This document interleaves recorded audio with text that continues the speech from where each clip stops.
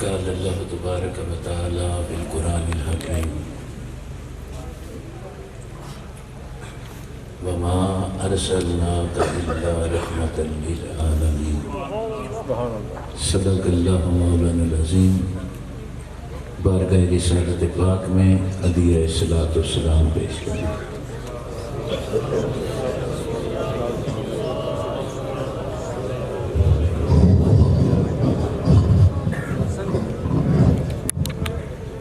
انتہائی عزت کے لائق حاضرین محترم، بالخصوص اسٹیج پہ تشریف فرما رونق محفل محترم قاضی عبدالعزیز چشتی صاحب، انتہائی قابل سب احترام محترم سید ضبیر مسعود شاہ صاحب، خان محبوب خان صاحب اور خطیب اہل سنت یادگار اسلاف محترم قاری عبدالعزیز چشتی صاحب، دیگر جملہ حضرات علماء کرام، ثنا خانان مصطفیٰ کریم و جملہ حاضرین، اللہ کے فضل و کرم سے ہم آقا علیہ السلام کی محفل میلاد مصطفیٰ صلی اللہ علیہ وسلم میں حاضر ہیں، اور دعا گو ہیں کہ اللہ تعالیٰ اس محفل پاک کا صدقہ سب حاضرین پہ نظر کرم فرمائے۔ میں اس خوبصورت پروگرام کے انعقاد پر خان صاحب کو، چشتی صاحب کو، ان کے صاحبزادگان کو خراج تحسین پیش کرتا ہوں کہ جو ہر سال اس خوبصورت پروگرام کا انعقاد کرتے ہیں جس میں ہم بین الاقوامی شخصیات کو سماعت کرتے ہیں، وہ ثنا خان مصطفیٰ ہوں یا علماء کرام ہوں، تو یہ بڑا عظیم کام ہے جو آپ سر انجام دے رہے ہیں، اور میں سمجھتا ہوں کہ یہ سارا فیضان جو ہے یہ تاجدار گولڈا پیر سید میر علی شاہ گیلانی رحمۃ اللہ علیہ کا ہے، کہ یہ بٹل میں ہو یا یو کے میں ہو، یہاں بھی یہ سنگت موجود ہے۔ انہوں نے بڑے خوبصورت انداز میں دین حق کی خدمت بھی کی اور اس کا صحیح چہرہ بھی دکھایا اور اس کے پیغام کو بھی عام کیا۔ میں اس میں مبارکباد پیش کرتا ہوں، اور جس طرح آپ سماعت فرما رہے تھے کہ ختم نبوت کے لیے جب ضرورت پڑی تو پھر گولڈا کے تاجدار نے میدان عمل میں نکل کر ان لوگوں کو للکارا جو میرے آقا کی شان میں گستاخیاں کر رہے تھے، اور پھر ایسا جواب دیا کہ اب قیامت تک ختم نبوت کا جہاں معاملہ چلے گا وہاں قیادت پیر سید میر علی شاہ گیلانی رحمت اللہ علیہ، وہ قائد ملت اسلامیہ مولانا شاہ احمد نورانی کی زبان ہو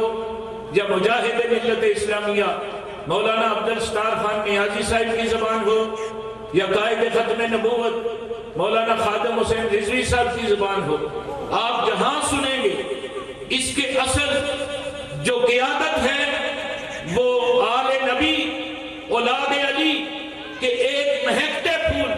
تاجدار گولڈا کے ہاتھ میں ہے۔ اسی لیے جس میدان میں ختم نبوت کا نعرہ لگتا ہے اللہ کامیابیاں عطا فرماتا ہے۔ یہی دین کے وارث ہیں اور انہی کی قیادت میں یہ تحریک چل رہی ہے۔ اور سامعین ذی وقار، آج اس موقع پہ میں اتنا کہنا چاہتا ہوں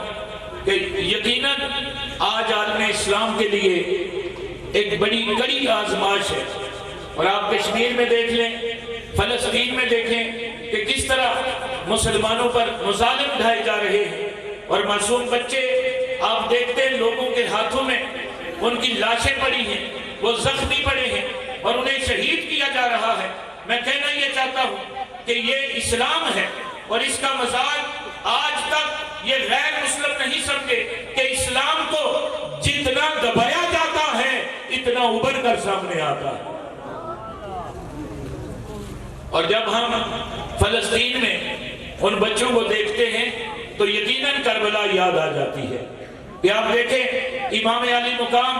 نواسہ رسول جب اپنے ہاتھ پہ امام علی اصغر کو اٹھا کر یزیدیوں کی فوج کے سامنے جاتے ہیں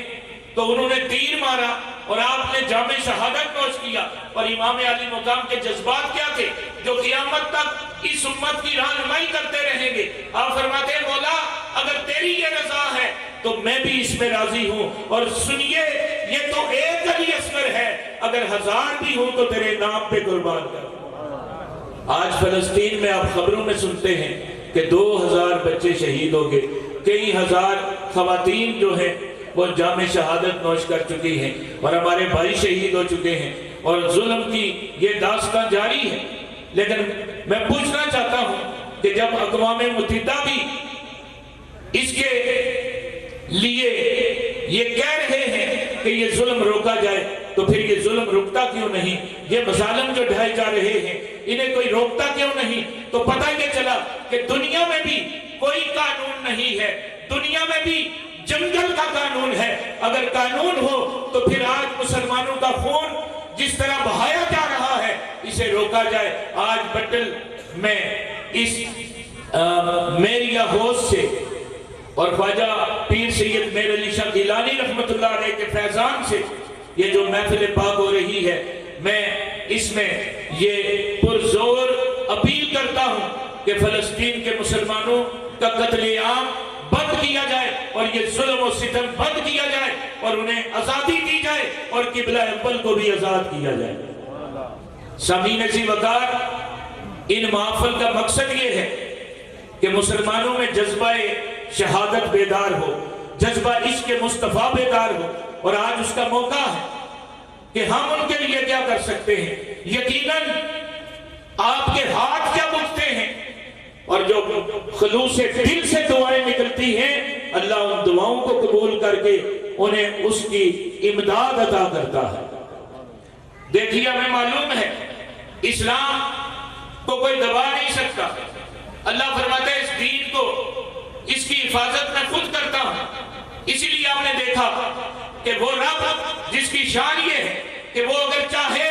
تو ابابیلوں سے ہاتھی مروا سکتا ہے، اور وہی اگر چاہے تو بدر کے میدان میں فرشتے اتار سکتا ہے۔ یقیناً آج بھی جب اللہ کے بندے اس کی بارگاہ میں التجا کرتے ہیں تو وہ دامن کو خالی نہیں لوٹاتا۔ جس دن جذبہ عشق مصطفیٰ صادق آ گیا اللہ اپنی مدد عطا فرمائے، اور دعا وہ ہے کہ اللہ رب العزت عالم اسلام کی مدد فرمائے، اور وہ دین کے جو اللہ کا پسندیدہ دین ہے، جس میں انسانیت ہے، جس میں میرے آقا علیہ السلام کی شان رحمت ہے، اور جس نے انسان کو مقام انسانیت عطا کیا ہے۔ وہ انسان جو بھٹک چکا تھا میرے آقا علیہ السلام نے آ کر اسے راہ حق عطا کیا ہے، اسے سیدھا راستہ دکھایا ہے، اسے عظمت عطا کی ہے۔ سامعین عزیز وقار، میں ایک بار پھر آخر میں خان صاحب کا شکریہ ادا کرتا ہوں۔ دعا گو ہوں ان کے والدین کے لیے، دعا گو ہوں ان کی اولاد کے لیے۔ چشتی صاحب بڑا میں سمجھتا ہوں کہ ان کی نوازش ہے کہ یہ یو کے میں ہوں یا پاکستان میں ہوں، ان کی سرگرمیاں دین حق اسلام کے لیے ہی جاری رہتی ہیں، اور یو کے کی بھی تمام رپورٹ ہم دیکھتے رہتے ہیں، سنتے رہتے ہیں کہ جس طرح ویلفیئر کے جو کام ہیں، اور یہی میرے آقا علیہ السلام کی شان رحمت ہے۔ حضور نے جب اس بڑھیا کی گٹھڑی اٹھائی تو میرے آقا علیہ السلام نے اس کی قومیت کا نہیں پوچھا، اس کے مذہب کا نہیں پوچھا،